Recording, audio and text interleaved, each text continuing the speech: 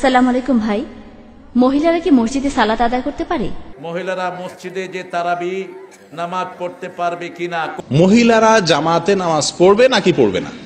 অনেকের ধারণা মহিলাদের মসজিদে জামাতের জন্য আসা নিষেধ ফিতনার কারণে। এ কথা কি ঠিক? এটা নিয়ে সাহাবায়ে কেরামের মধ্যে থেকেই ইখতিলাফ চলে আসছে। তো প্রিয় বোনের প্রশ্নের উত্তরে আমি প্রথমে এই কথা বলবো যে হ্যাঁ, অবশ্যই আপনি মসজিদে সালাত আদায় করলে, নারীরা মসজিদে যে সালাত আদায় করলে সালাত হবে না কেন? নারীরা কি আল্লাহর বান্দি নন? অবশ্যই তারা আল্লাহর বান্দি। তবে মসজিদ থেকে ঘরে সালাত আদায় করা উত্তম।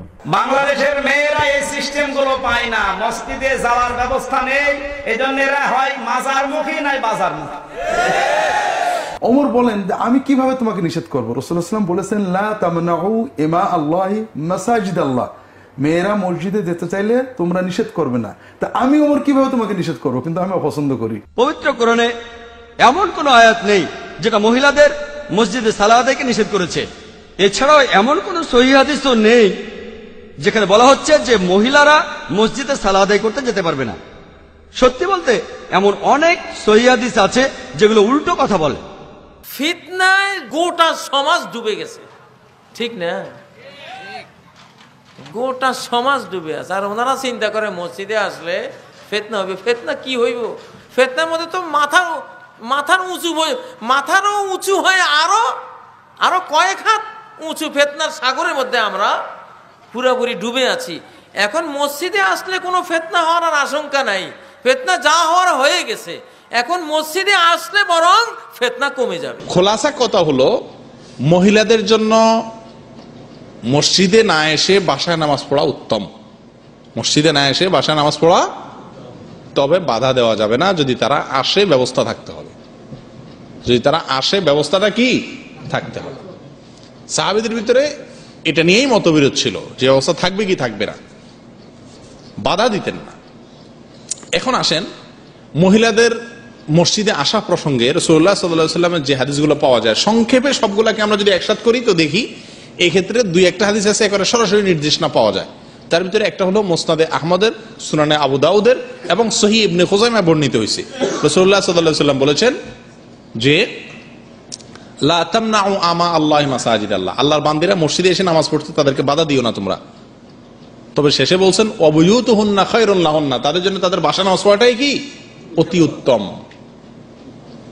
এই হাদিস দ্বারা একটা নির্দেশনা পাওয়া গেল কি গেল না? কোন কোন এই হাদিসটাই অন্যান্য সহিহ বুখারীতে, মুসলিমে আসছে প্রথম অংশ শুধুমাত্র, লা তামনাউ আমা আল্লাহি মাসাজিদ আল্লাহ, আল্লাহর বান্দাদেরকে মসজিদে আসতে বাধা দিও না, শুধু এতটুকু বলা আছে।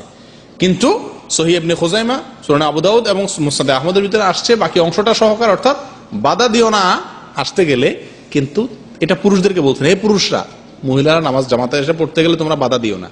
আবার মহিলাদেরকে লক্ষ্য করে বলতেছেন তোমাদের জন্য না এসে বাসা পড়াই কি উত্তম।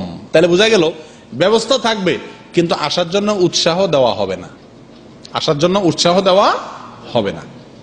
ঘরকে কবর বানায়ও না, আবার মসজিদও বানায়ও না।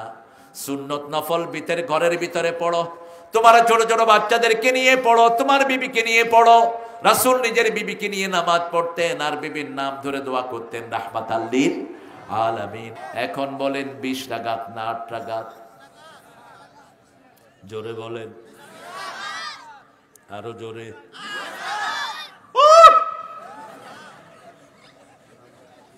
8 রাকাত পড়েন বরকত, কিন্তু এক এক রাকাতে 50 আয়াত পড়বেন, ফুটফাট করে সেজদা দিয়ে ভাগবেন।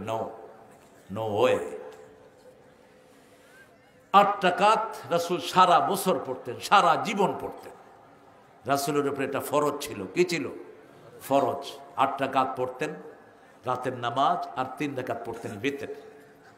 তারাবি মাত্র 3 দিন পড়েছেন তিনি, 2 দিন অথবা 3 দিন। এরপরে মসজিদে আসেন নাই। কেন? তিনি ভয় করেছেন যদি তিনি আসেন এগুলো উম্মতের উপর ফরজ হয়ে যেতে পারে। আচ্ছা বলেন তো, সেজদা দিলে বরকত বেশি না কম? বেশি। সেজদায় বরকত বেশি না কম? মসজিদে গেলেই গুনাহ মাফ করেন কে? মসজিদের সাথে অন্তর ঝুলে থাকলে আপনাকে আরশের ছায়া তুলে ছায়া দিবেন কে? আসলে আরশের ছায়া নয়, আল্লাহর নিজের ছায়া। ইয়াউমা লা যিল্লা ইল্লা যিল্লুহু, যেদিন আল্লাহর ছায়া ছাড়া আর কারো ছায়া থাকবে এই জন্য মসজিদ মুখী আমরা হব, তবে নফল ঘরে পড়লেই সোয়াব সবচেয়ে বেশি। নিজে যদি ঘরে পড়তে পারেন সোয়াব সবচেয়ে বেশি। যেমন রাসূল পড়েছেন মসজিদে নববীতে 1 রাকাত পড়লে 1000 রাকাতের সোয়াব। তারপরেও মসজিদে নামাজ না পড়ে ঘরে পড়তেন রাহমাতাল লিল। শুধু ফরজগুলো পড়বো আমরা যুবকেরা মসজিদে, 5 ওয়াক্ত পড়বো তো? দেখি হাত তুলে দেখান তো কারা কারা পড়বেন। বলেন, হে আল্লাহ, হে আল্লাহ, আপনার নামে কসম খাচ্ছি জীবনে আর কোনোদিন ফরজ নামাজ, ফরজ রোজা, ফরজ পর্দা ছেড়ে দেব না। আমিন ইয়া রাব্বাল আলামিন।